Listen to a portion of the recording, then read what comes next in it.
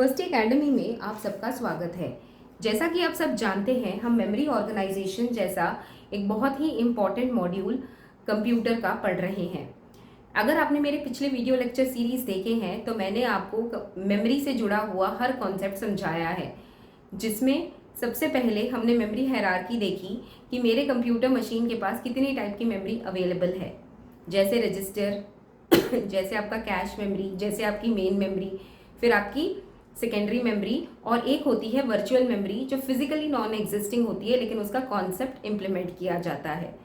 इसके बाद हमने सेकेंडरी रैम मेमोरीज के बारे में देखा, जहाँ पर हमने रैम चिप और रोम चिप दोनों की फंक्शनैलिटी, डिज़ाइन और परफॉर्मेंस सब कुछ कवर करा।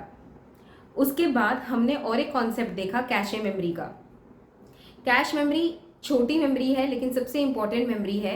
मैंने आपको बताया था कि सीपीयू का डायरेक्ट कनेक्शन कैशे से होता है, तो हमने उसके डिज़ाइन इश्यूज देखे, परफॉर्मेंस इश्यूज देखे, लेवल्स ऑफ कैश देखे, कैशे मेमोरी की मैपिंग देखी, जहाँ पर हमने डायरेक्ट मैपिंग, केवे associative mapping, fully associative mapping, ये सब कुछ कवर करा।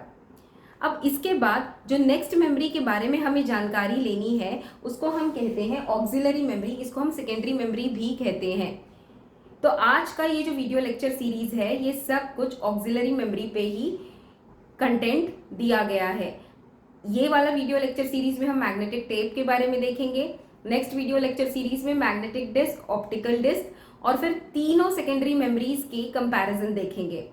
तो आइए शुरू करते हैं आज का टॉपिक ऑक्सिलरी मेमोरी। अगर आपको इस टॉपिक से जुड़े हुए नोट्स चाहिए तो नीचे दिए गए डिस्क्रिप्शन लिंक को जरूर क्लिक कीजिए, आपको पूरे नोट्स अवेलेबल हो जाएंगे। तो आइए शुरू करते हैं आज का टॉपिक, जिसको हम कह रहे हैं ऑक्सिलरी मेमोरी। आपको याद होगा जब मैंने आपको मेमोरी हायरार्की पढ़ाई थी, मैंने आपको बताया था जो सबसे बड़ी मेमोरी होती है उसको हम सेकेंडरी मेमोरी कहते हैं, जहां पर डाटा परमानेंटली रिसाइड करता है। सेकेंडरी मेमोरी की खासियत यह है कि वो बहुत बड़ी है, वहां पर चंक्स ऑफ डेटा स्टोर होता है, लेकिन सबसे बड़ी डिसएडवांटेज उसकी ये है कि वो बहुत स्लो है। क्योंकि बड़ी है, वहां से डेटा रिट्रीव करना बहुत स्लो हो जाता है। इसीलिए सेकेंडरी मेमोरी का कोई भी एक्सेस सीपीयू के साथ नहीं रखा जाता है। हम सारा सेकेंडरी का जो भी डेटा होता है, जहां परमानेंट स्टोर हम करते हैं, वहां से डेटा को उठा के प्राइमरी में लाते हैं, जिसको हम मेन मेमोरी कहते हैं, और फिर मेन मेमोरी की कनेक्शन हम सीपीयू से रखते हैं। ये कॉन्सेप्ट होता है। लेकिन हमें ये जानने की ज़रूरत है कि ये जो सेकेंडरी मेमोरी है ये कितने टाइप की अवेलेबल है। क्या ये हार्डवेयर है या सॉफ्टवेयर है? सेकेंडरी मेमोरी हार्डवेयर है। ये एक्चुअली डिज़ाइन होती है और ये मशीन को अवेलेबल की जाती है। ये सबसे बड़ी मेमोरी होती है, इसका स्टोरेज कैपेसिटी बहुत ज़्यादा होता है, और साथ ही साथ साइज में भी बड़ी होती है, स्टोरेज में भी बड़ी होती है, लेकिन एक्सेस में, परफॉर्मेंस में स्लो होती है। तो आपके सिलेबस में जो सेकेंडरी मेमोरीज हम पढ़ेंगे उसमें से सबसे पहला है मैग्नेटिक टेप, फिर दूसरा है मैग्नेटिक डिस्क, और तीसरा है आपका ऑप्टिकल डिस्क। ये तीनों अलग अलग तरह की सेकेंडरी मेमोरीज हैं। अगर मैं आज की डेट की बात करूं तो आजकल हम सॉलिड स्टेट डिवाइसेस, जो हार्ड डिस्क से भी ऊपर है, हम इसको सेकेंडरी मेमोरी में पढ़ते हैं। Hard disk, solid state devices, pen drives, floppy disk, ये सारे आपके कैटेगरीज है सेकेंडरी मेमोरी के। अलग अलग टाइप्स आए हैं ताकि आपकी सेकेंडरी स्टोरेज को बढ़ा सके। आपके सिलेबस में क्योंकि ये तीन तरह के हैं तो हम इन तीनों पर ही फोकस रखेंगे। तो आइए देखते हैं मैग्नेटिक टेप में हम डेटा को कैसे स्टोर करते हैं। जैसा कि आप सब देख सकते हैं, मैंने यहाँ पर मैग्नेटिक टेप के बारे में कुछ इंट्रोडक्टरी पॉइंट्स लिखे हैं। ये बहुत ही इंपॉर्टेंट पॉइंट्स हैं। आपने ऑडियो कैसेट को तो देखा होगा। ऑडियो कैसेट को जब भी हम एक प्लेयर में चलाते हैं तो जैसे जैसे वो टेप मूव होता है वैसे वैसे हम उस ऑडियो को सुन सकते हैं। बिल्कुल उसी तरह से इमेजिन कीजिए मैग्नेटिक टेप को भी। मैं आगे चल के आपको फिगर के द्वारा बताऊंगी कि डेटा कैसे मैग्नेटिक टेप में स्टोर भी होता है।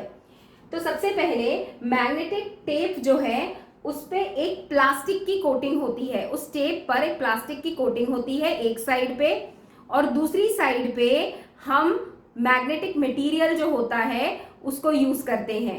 मतलब ये एक ऐसा टेप है जहां पर प्लास्टिक का मटेरियल हम यूज करते हैं। उस प्लास्टिक के मटेरियल को जनरली हम माइलार कहते हैं, जो एक प्लास्टिक मटेरियल का कंपोनेंट है।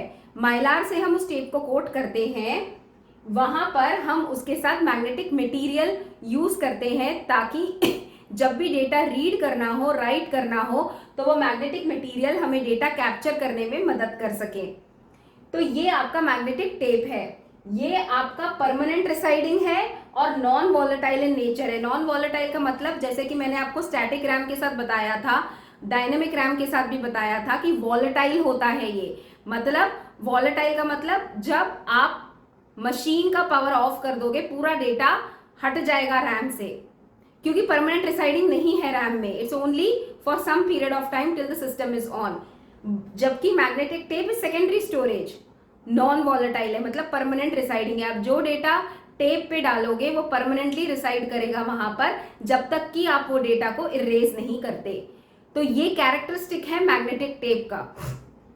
इसके अलावा कुछ और कैरेक्टरिस्टिक्स भी हैं, जैसे कि मैग्नेटिक टेप्स पे हम क्या स्टोर कर रहे हैं, हम डेटा को स्टोर कर रहे हैं, परमानेंटली स्टोर कर रहे हैं। तो जाहिर सी बात है जो चीज स्टोर हो रही है वो चीज रीड भी होगी। तो हमारे पास रीड और राइट के हेड्स हैं, लेकिन अगर आप कोई भी डेटा को इरेज करोगे तो प्रीवियस डेटा भी इरेज हो जाता है। ये एक कैरेक्टरिस्टिक है मैग्नेटिक टेप का। उसके अलावा सीक्वेंशियल एक्सेस है। सीक्वेंशियल एक्सेस का मतलब क्या है, मान लीजिए आप पूरे टेप में डेटा को सबसे आखिर में स्टोर किया है आपने, और आपको वो वाला डेटा एक्सेस करना है। आपके पास ऑप्शन नहीं है, आपको पूरा टेप एक्सेस करना पड़ेगा, फिर जाके वो लास्ट पोजीशन में जो आपने डेटा रखा है वहां से फिर वो डेटा मिलेगा, क्योंकि सीक्वेंशियल एक्सेस है, मैं कहीं से भी डेटा को पिक नहीं कर सकती, वो उसका फीचर है। उसके अलावा हमारे पास जनरली हम कब यूज करते हैं टेप्स, आज की डेट में तो हम टेप्स यूज ही नहीं कर रहे हैं, लेकिन जब हम यूज करते थे हम बेसिकली इसको बैकअप की तरह यूज करते थे। बैकअप का मतलब मेरे पास ऑलरेडी डेटा है जो मैंने सेव किया हुआ है, बैकअप के लिए मैं मैग्नेटिक टेप में भी अपना डेटा सेव करके रखूंगी ताकि मेरा डेटा श्योरली अवेलेबल हो जाए।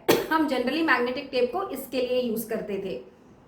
इसके डिसएडवांटेजेस क्या है, देखिए ये मैग्नेटिक मटेरियल एक ही साइड कोटेड है, तो जाहिर सी बात है जब मैग्नेटिक मटेरियल थोड़ा कम हो जाएगा उस टेप पे तो ये ठीक से काम करेगा नहीं, ना ये रीड कर पाएगा ना ये राइट कर पाएगा। दूसरा, क्योंकि प्लास्टिक है तो बहुत फ्रेजाइल है, तो इसका मतलब बहुत आसानी से टेयर हो सकता है ये टेप। टेप टेयर हो गया तो जाहिर सी बात है रीड राइट है, ना रीड कर सकेंगे ना राइट कर सकेंगे। तो ये इसके कुछ ड्रॉबैक्स हैं। उसके अलावा जैसा कि मैंने बोला ये सीक्वेंशियल एक्सेस है। सीक्वेंशियल एक्सेस का मतलब क्या है, मुझे कहीं का भी डेटा रीड करना है तो मुझे लाइन में ही आना पड़ेगा, तो ये भी उसका एक ड्रॉबैक है। तो आइए देखते हैं डेटा टेप में कैसे स्टोर हो रहा है। आप ये सारे फिगर देखिए, मैंने यहाँ पर एक टेप ड्रॉप करा है। जैसा कि मैंने आपको बोला ये टेप एक प्लास्टिक कोटेड मटेरियल पे मैग्नेटिक मटेरियल चढ़ाया जाता है एक साइड। अब जैसे कि आप देख सकते हैं टेप के बीच में रिकॉर्ड गैप्स हैं। रिकॉर्ड गैप्स क्यों रखे गए हैं, यहाँ पर डेटा नहीं होता, यहाँ पर डेटा होता है। मान लीजिए यहाँ पर आपके डेटा बिट्स हैं, फिर एक गैप है, फिर डेटा बिट्स हैं, फिर गैप है, फिर डेटा बिट्स है, फिर गैप है, फिर डेटा बिट्स है, फिर गैप है और फिर डेटा बिट्स है।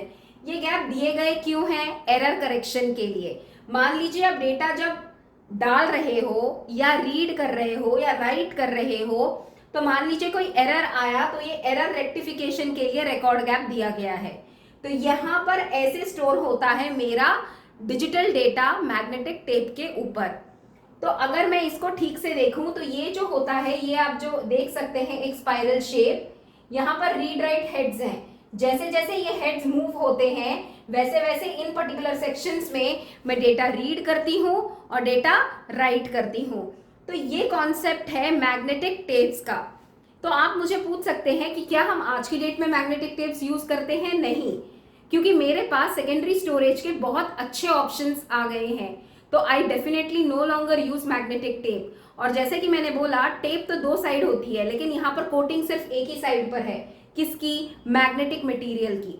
तो जाहिर सी बात है मैं इसको परमानेंट यूज तो कर नहीं सकती, क्योंकि कहीं ना कहीं वो कोटिंग अगर मान लो थोड़ी कम हो जाती है तो मेरे रीड राइट हेड्स में जो कि मैग्नेटिज्म पावर से रीड और राइट करते हैं, ये हेड्स को प्रॉब्लम हो जाएगी। तो ये कुछ डिसएडवांटेजेस हैं मैग्नेटिक टेप के। लेकिन जब हमने सेकेंडरी मेमोरीज डिजाइन करने शुरू करें तो हमारे पास सबसे पहले फ्लॉपी डिस्क आए। फ्लॉपी डिस्क की डिसएडवांटेज के बाद हम मैग्नेटिक टेप्स पर गए। मैग्नेटिक टेप से मैग्नेटिक डिस्क आए, मैग्नेटिक डिस्क से ऑप्टिकल डिस्क आए, उसके बाद पेन ड्राइव्स आए, उसके बाद हार्ड डिस्क आए, अभी हम सॉलिड स्टेट डिवाइसेस पे भी आ चुके हैं। तो ये उसका एवोल्यूशन है ऑक्सिलरी मेमोरी का। आशा करती हूँ कि आपको मैग्नेटिक टेप वाला कॉन्सेप्ट अच्छे से समझ आया होगा। लेकिन इस टॉपिक को अब यहाँ मत छोड़िए, क्योंकि इसकी जो नेक्स्ट वीडियो लेक्चर सीरीज में मैं आपको मैग्नेटिक डिस्क के बारे में समझाऊंगी और उसी वीडियो में मैं ऑप्टिकल डिस्क के बारे में भी इंट्रोड्यूस करूंगी और फाइनली हम तीनों टेक्निक्स का कंपैरेटिव स्टडी करेंगे कि कौन सा बेहतर होता है। अगर आपको मेरा वीडियो अच्छा लगे तो लाइक, शेयर और सब्सक्राइब जरूर कीजिए। जुड़े रहिए मेरे साथ, क्योंकि auxiliary memory next video lecture series में कंटिन्यूड है। Till then, take care and have a great day.